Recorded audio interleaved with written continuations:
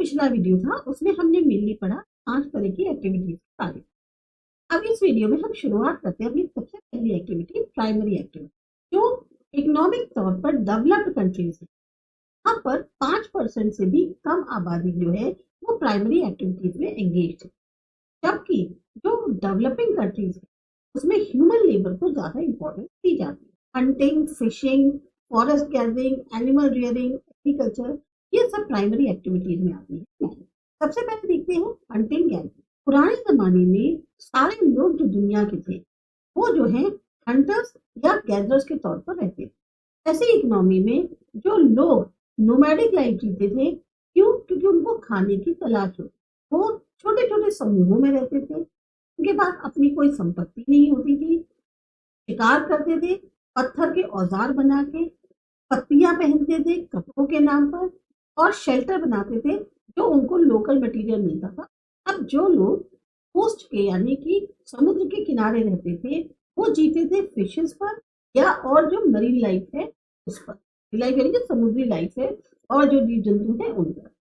Tropical region के जो लोग थे वो शिकार करते थे और जो भी जंगल की प्रोडक्ट्स होती है उनको इकट्ठा, वो जो भी प्राकृतिक कंडीशन है उनमें रहते थे।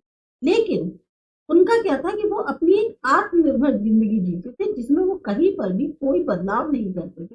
जो भी उनका एनवायरनमेंट है उस आज की डेट पे लोगों को देखा गया है इस तरीके के कुछ बहुत ही सीमित हिस्से हैं, Australia, Africa, north America, south America, जहाँ वो बिल्कुल वैसे ही रहते हैं। जो ब्लैक फेलोज हैं ऑस्ट्रेलिया के, पिग्मी और बुशमैन अफ्रीका के, एस्किमोस अलास्का के, लैप्स यूरोप के, रेड इंडियंस अमेरिका के, पैलियंस साउथ इंडिया के और सीमांग मलेशिया के, ये आज भी उन्हीं प्राइमरी एक्टिविटीज में इन्वॉल्व है। ये वो ट्रिक से लोग हैं जो अपने आप को बिल्कुल भी बदल नहीं रहे, अपनी जैसी जिंदगी जीते आ रहे वैसे ही है और ना वो एनवायरनमेंट को कोई नुकसान पहुंचे, अपनी आत्मनिर्भर।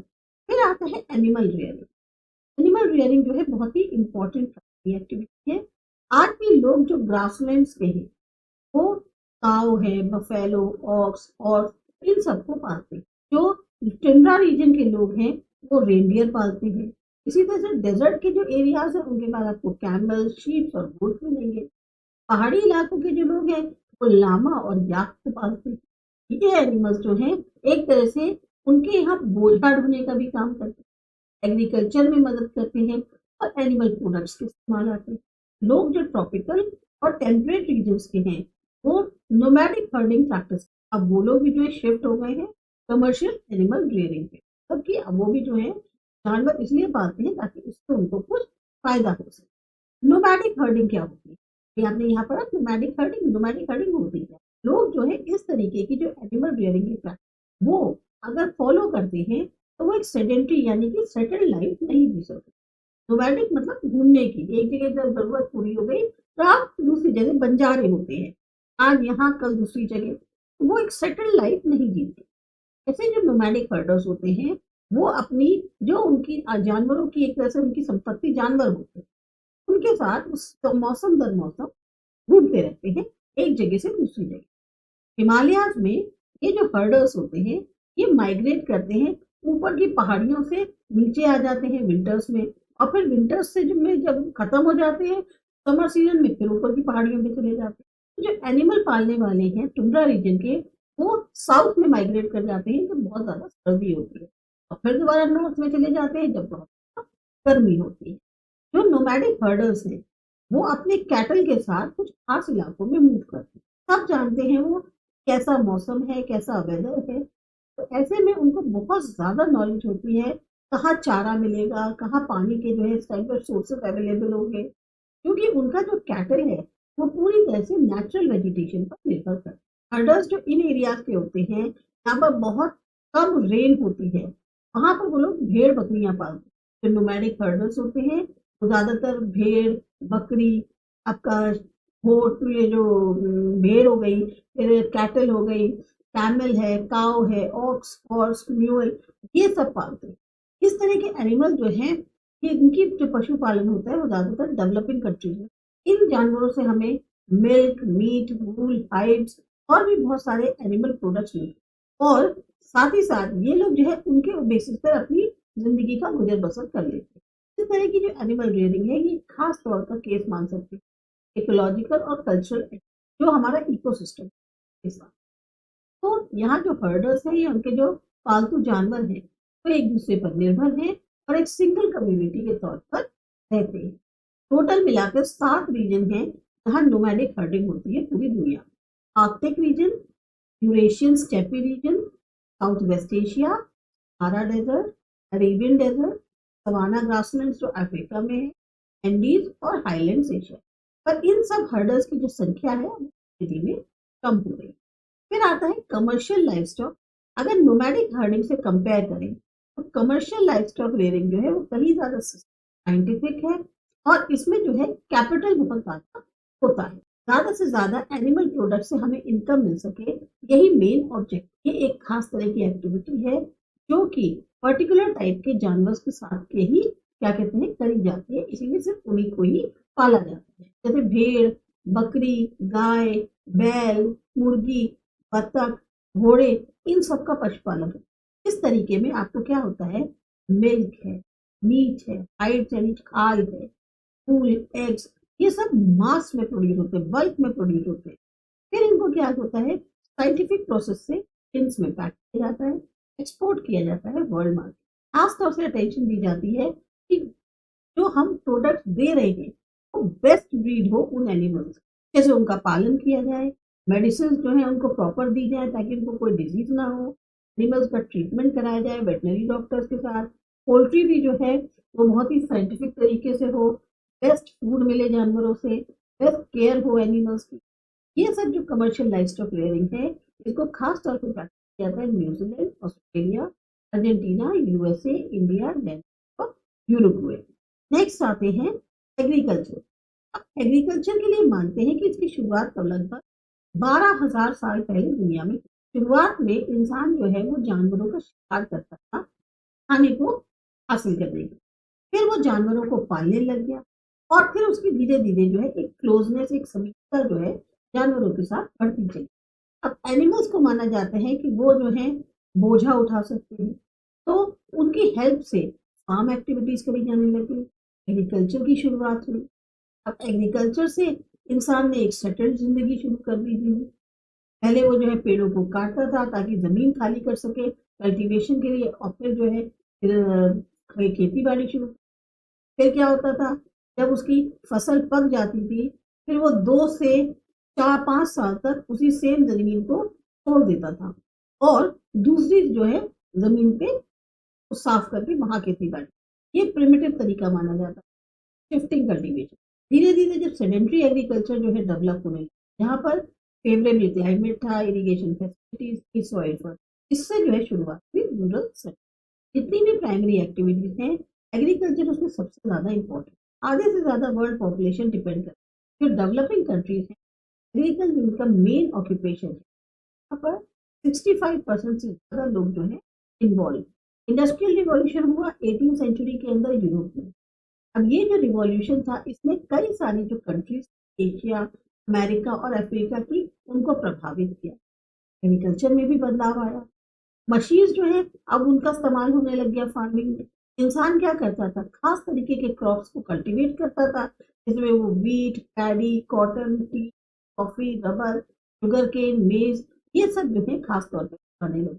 एफर्ट्स किए जाने लग गए कि प्रोडक्टिविटी ज़्यादा से ज़्यादा हो। इसके लिए सॉइल में जो है इम्प्रूवमेंट्स किए गए, उसे और बेहतर बनाया जा रहा था कि वो फर्टाइल हो सके। प्लांटेशन एग्रीकल्चर का चलन शुरू हुआ।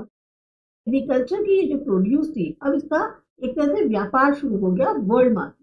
मेज का जो खेती बाड़ी हुई बहुत तेजी से फैली सेंट्रल अमेरिका में, फिर और कंट्रीज में जो वर्ल्ड की थी। इस तरह से आलू की खेती एंडीज से यूरोपियन कंट्रीज में आ गई। पोर्तुगीज जो थे वो टोबैको के प्लांट्स जो है वो इंडिया लेके आए। तो जो साइंटिफिक और टेक्निकल नॉलेज का फायदा था वो उससे हुआ ग्रीन रेवोल्यूशन। एग्रीकल्चर को बहुत ज्यादा कह सकते हैं हम इम्पोर्टेंस देते हैं कि इसका जो असर है वर्ल्ड की फिजिकल, सोशल, इकोनॉमिक कंडीशंस पे वो बहुत ज्यादा है, इसीलिए एग्रीकल्चर को खास तौर से अहमियत दी जाती है। क्लाइमेट, रेन, सॉइल और रिलीफ यानी लैंडस्केपिंग जो है वो सबसे ज्यादा इम्पोर्टेंट मानी है जो हमारी खेती बाड़ी को आएगी। प्रभावित किया। इसके साथ साथ कुछ और एक्टिविटीज हैं जो एग्रीकल्चर पर निर्भर है। जैसे अगर आप पशु पालते हैं, आप उससे फिर मिल्क और मिल्क प्रोडक्ट्स हासिल करते हैं। एनिमल से आपको वूल, लेदर और मीट मिलता है, एग्स मिलते हैं, मीट मिलता है पोल्ट्री से। इसी तरह फिर आप उसके अचार है, मुरब्बा है, जूस है, ये बनाते हैं। जब आप फूड प्रोसेसिंग करते हैं तो इंडस्ट्रीज जो है वो पूरी तरह से किस पर डिपेंड कर रही है, इन्हीं सारे प्लांटेशन। परफ्यूम्स के अलग अलग तरह की मेडिसिन बनती है फ्लावर के कल्टीवेशन से। हनी मिलती है एग्रीकल्चर से। मलबरी ट्रीज इसलिए खेती करी जाती है ताकि हमको सिल्क मिल सके, कोकून मिल सके, तो सेरीकल्चर से। फिशी कल्चर जो होता है वो फार्म पॉन्ड्स होते हैं जो कि प्रिपेयर किए जाते हैं लोअर हिस्सों में या राइस फील्ड। प्लांटिंग जो है मेडिसिनल प्लांट्स की फील्ड्स में या शेड्स में करी जाती है या ओपन में। एडिबल ऑयल जो है वो ऑयल सीड्स को क्रश करके बनाया जाता है। तो ये सब वो एक्टिविटीज है जो डिपेंडेंट है पूरी तरह से एग्रीकल्चर। आता है फिर माइनिंग। माइनिंग का मतलब क्या हुआ कि धरती जो है उससे हमें मिनरल्स हासिल करते हैं। जब हम धरती की जो मिट्टी है या सैंड है उसको खोद कर, स्टोन्स को तोड़ कर डायनामाइट से या ड्रिल करके मिनरल्स को हासिल करने की कोशिश करते हैं। धरती की जो अंदर की सतह है जहाँ वो डीप गहरे होते हैं उससे उनको निकालते हैं, वो होती है माइनिंग। माइनिंग एक्टिविटी की शुरुआत भी एशियन टाइम से हो गई थी। पास्ट में कॉपर, आयरन और बाकी मिनरल्स जो है इनका इस्तेमाल होता था टूल्स और वेपन्स बनाने के लिए। इससे जो है भाले बनते थे, चीजें बनती थी जो डोमेस्टिक यूज में इस्तेमाल होती थी। अलग अलग तरीके की इक्विपमेंट्स होते थे, बर्तन होते थे, ये सब चीजें जो है बनाई। धीरे धीरे माइनिंग की इंपॉर्टेंस बढ़ी। मिडिवल टाइम में मेटल्स को प्रोड्यूस किया जाने लग गया ताकि उससे वेपन्स बनाए जा सके। कॉइन्स बनने लगे इंग्लैंड और जर्मनी में, और बाकी कंट्रीज में भी जो है यूज मेटल्स का बढ़ने लगे। ये जो मेटल्स है, इनकी मिनरल्स जो थे, इनका इस्तेमाल और इनकी इम्पोर्टेंस जो है तो बढ़ गई जब इंडस्ट्रियल रिवॉल्यूशन हुआ उसके बाद। मिनरल जो है एक ऐसा मैटर है जिसका एक डेफिनेट मॉलिक्यूलर केमिकल कॉम्पोजिशन होता है और उसकी खास कैरेक्टरिस्टिक। ज्यादातर ये आपको सॉलिड में मिलेगी, और एक्सेप्शन आप मान सकते हैं लिक्विड और गैसेस के। या आप केमिस्ट्री में पढ़ेंगे। मिनरल्स ज्यादातर दो कैटेगरीज में आते हैं, एक होते हैं मेटालिक, एक होते हैं non metallic. Iron ore, copper, lead, zinc, ये सब आते हैं मेटालिक मिनरल, हार्ड होते हैं। वही सल्फर, माइका, फ्लोस्पार, लाइमस्टोन, ये सब नॉन मेटालिक। कोल है, मिनरल ऑयल है, नेचुरल गैस है, ये वो मिनरल्स हैं जो हमारे को पावर रिसोर्सेज। माइनिंग जो है वो बेसिकली दो तरह की होती है, माइनिंग और अंडरग्राउंड में। एक होता है कि सतह पे ही चीज मिल जाना, एक होता है उसको अंडरग्राउंड यानी धरती की सतह के नीचे आपको खुदाई करनी। सरफेस माइनिंग जो है इसको पिट माइनिंग भी कहते हैं, ओपन पिट माइनिंग। ये जो है ज्यादा इजी होती है, सेफ होती है और कम खर्चा वाली। और मिनरल्स जो है इसमें बहुत क्वांटिटी में और बहुत जल्दी जो है उनको निकाला जा सकता है। अगर मिनरल्स जो है वो बहुत गहरी सतह में है तो अंडरग्राउंड माइनिंग प्रेफर की जाए। अंडरग्राउंड डेप्थ से माइनिंग करने के लिए आपको बहुत ही ज्यादा नीचे तक खुदाई करनी होगी और सरफेस के, ये बहुत ही मुश्किल और अनसेफ होता है, बहुत ही ज्यादा महंगा भी पड़ता है। लिफ्ट लाना, इक्विपमेंट्स लाना ताकि मिनरल्स को डेप्थ से बाहर लाया जा सके, एयर सर्कुलेशन सिस्टम, इन सब की जरूरत पड़ती है।